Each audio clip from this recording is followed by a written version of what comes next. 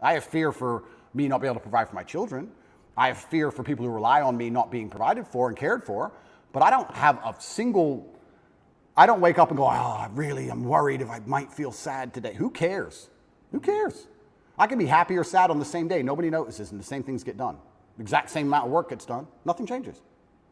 How are you making sense of what's happening to you? Is it God's will? Is it a co-creation? In some way, did you co-create this? Oh, no. Or are you just like a victim of the Matrix? No, I'm not a victim.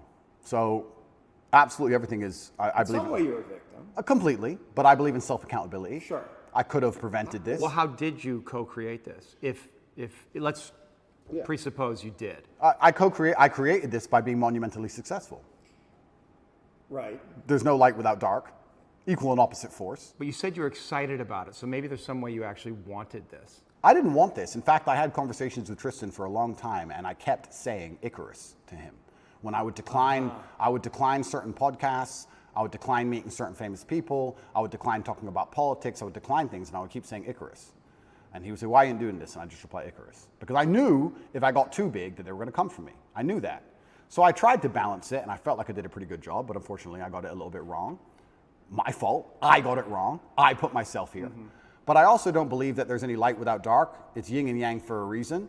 I don't think that I can just become the most Googled man on the planet and become monumentally successful and make hundreds of millions of dollars and nothing bad's going to come from it. I think that would be hubris. You just used the word hubris, it's a fantastic word.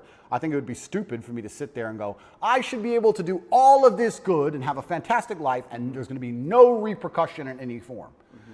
I knew this was coming to the point where I literally sat with Tristan about 3 weeks before it happened and said, we're fucked. So why did it happen? It happened because I became monumentally successful and I became monumentally influential, and the world is a battlefield. You did create it. In some way, you co-created it. Like you knew this was going to happen, and so there may be some way unconsciously you wanted it to happen. Like if you're on this hero's journey and you're living this big life and you have a big vision for yourself. I mean, you bring up guys like Genghis Khan, and I think that's kind of appropriate because in another era you probably would have been one of those cats, right? So now we're here, and maybe you need this in some way, need this test to really feel yourself, to know how strong you actually are.